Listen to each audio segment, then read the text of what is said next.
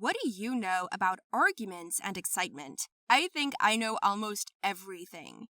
My name is Milana, and I was born in Las Vegas. Even my place of birth speaks for itself. Excitement is in my blood. My parents met during a game of poker. My father was a player, and my mother was the one who dealt the cards.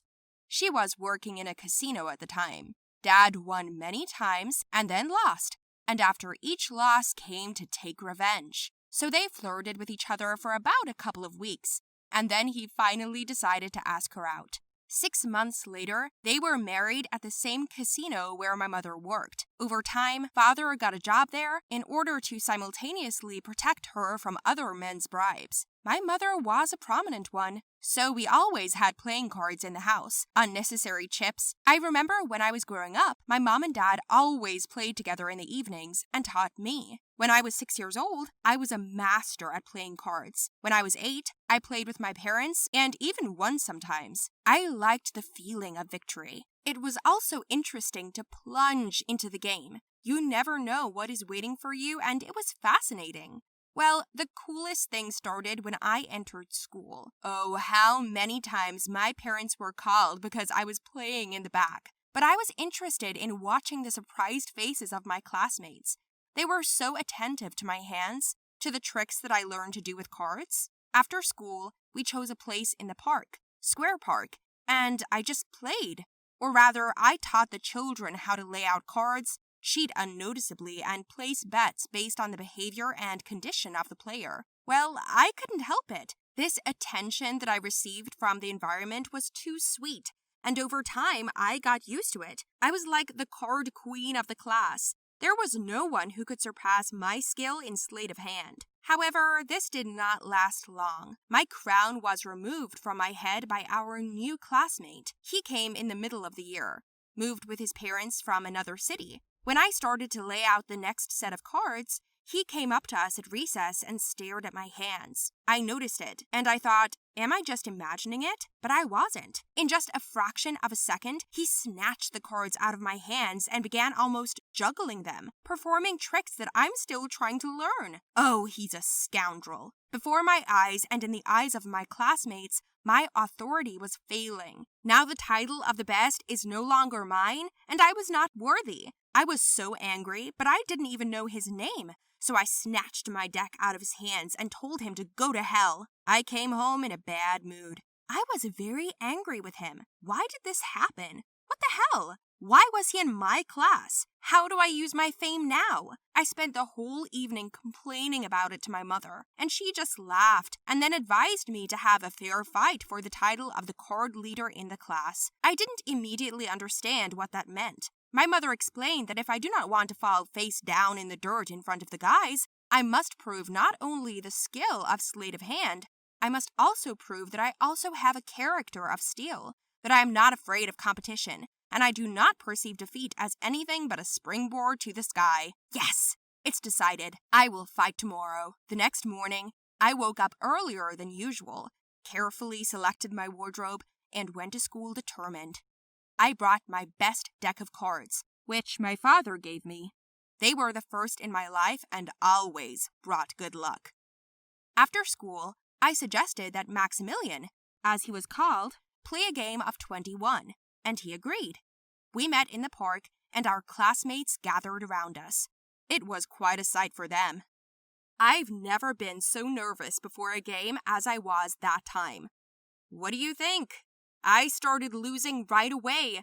I demanded revenge again and again, and I was unlucky. I already thought that maybe he was cheating, but no matter how hard I tried to see his face, mood, and facial expressions, everything seemed to be clear. This can't be happening, I shouted, throwing my cards on the ground. I was so angry that I could have kicked him in the face.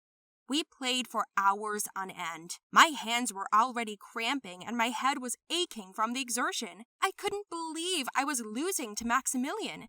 It wasn't my day. I took my bag and went home angry. My mother listened to my emotional story and said that with such strong enemies, it is better to stay close, so it will be more useful to be his friend. But I wasn't going to be friends with someone who had trampled on my reputation. All the next day at school, I didn't talk to anyone. much less look in Maximilian's direction. I was disgusted by him. But suddenly, he came up to me during lunch and offered to eat at the diner after school. He must be up to something, I thought. I was about to tell him to go away, but I suddenly remembered my mother's advice about enemies. Okay, I told him. As agreed, I met with him after class. Max immediately started with a case. I know you're mad at me. You were the best card player here before I came along. But I didn't play you on purpose. It's just the way I am. I play well, and you make a few mistakes. I don't want to compete with you, but if you want to prove your coolness, let's choose a neutral battlefield. Let the guys come up with tests for us, and we will pass them, he said. I sipped my milkshake and knew he was right. That's what I needed. I agreed, and we agreed with our classmates to go camping next weekend. Our classmates tried hard enough. They came up with such crazy tasks that some of them wanted to scream with fear. Marguerite came up with a competition to see who could drink a liter of water faster. Mark gave us a speed run. Donna came up with chemistry and math problems. And Trinity asked us to sing a song. Let's take a bet. Who will eat a kilo of worms? George asked us. Max just frowned. The score was the same, so it was the last and decisive contest. I couldn't back down, and my blood was racing. I shouted, trying not to imagine what was waiting for me. Maximilian looked at me, as did all the other boys, with great surprise. Look, you don't have to do this. I've already realized that you are a stubborn person, Maximilian said. But I gave my word and I had to keep it. Then George handed me a kilo of jelly worms and said, "You win." Oh, yes! I won! It was a contest for stubbornness and fortitude. I made it! Everyone was laughing at George's great prank, and Max shook my hand. I was happy and finally calmed down. All in all, it was just a crazy day. And you know, since then, Max and I have become friends, because we have so many interests in common, right? I think many of us have some strange characteristics that we can't explain to ourselves or to others. Someone eats boogers, someone sits for hours in the toilet, someone likes to sniff gasoline, tear paper, and much more. For example, I like to eat soap. Yes, simple, ordinary, real soap for your hands, face, no matter. I have my own favorite tastes, colors, and firmness, and it started from childhood. By the way, my name is Mia. I have a little sister and a mother. My father was gone, and my mother raised us alone. She was often at work, I was at school, and my sister was in kindergarten. When I came home from school, I usually had lunch, then sat down for lessons. In the evening, my mother and sister came. The three of us had dinner, bathed, and went to bed. Since I grew up, I bathe alone. I always used soap and a washcloth. I was very attracted to the smell of scented soap. I remember my mother always bought it in bundles and said it was cheaper. We had soap at home with a smell of honey and milk, strawberries, herbs. They were all different shapes, colors, and frothed in different ways. And so, on one of these bathes, as I lay in the bathroom and washed my hands, I suddenly began to wonder what soap is made of. How do they make it, and why does it have such a beautiful foam? After a few minutes of reflection, the thought crept into my head. What does it taste like? I've often heard my sister say that she cries every time the soap gets in her eyes. Yes, it is really unpleasant. It stings the eye so that you think it is about to fall out, and when it gets into the mouth, it becomes disgustingly bitter and disgusting. But I do remember that I got foam in my mouth and I properly soaped my hands and licked. The taste was really a little bit bitter and sour, but interesting, not like anything else. I licked the foam again, and the more I tasted it, the more I liked it. Then I decided to take a bite. This small piece stuck slightly to my teeth. I even had to pull it off with my tongue. It reminded me of toffee candies, but I realized that I liked it. So I ate a little of it and left the bathroom. I knew I shouldn't tell anyone, especially my mother. She'll yell, I thought. The next day, I repeated my dessert. With each bite, I liked it more and more. I couldn't eat much, but one bite was just the thing. It was like an addiction, a soap addiction. Since then, I've tried a lot of different types. Most of all, I like the smell and taste of honey, coconut milk, and chocolate. I also like these products very much. Once I decided to experiment and tried shampoo and shower gel, but it was not delicious. Then I heard my mother talking to herself in the bathroom. What's wrong with the soap? Why does it end so quickly and why are there teeth marks on it? Mia, don't you want to tell me anything? My mother asked sternly. I was confused, but there was nowhere to go, so I confessed everything. Just like that, Mom was yelling. She told me to stop this strange habit. What? There's nothing to eat at home but soap? Who eats it at all? She shouted. I didn't understand why it made her so mad. I didn't eat much, just one bite. But then I came up with a plan. I just bought a separate one for myself and hid it in my room. After a shower, I went to bed, and before going to bed, I took a bite and went to bed, savoring a piece. I will say it right away, I did not have a stomachache from it, and I did not go to the toilet with bubbles. Everything was as usual, just like everyone else. Then I grew up and went to university. Since it was located in another city, I had to rent an apartment with my friends, classmates. The three of us lived in a one-room apartment. The area is small, but it helped save money. The girls did not know about my habit, and I also carefully hid this fact from them so that there would be no unnecessary questions and ridicule. Like at home, I went to the shower, took my soap with me, bathed with another, and then bit my own and went back to the room.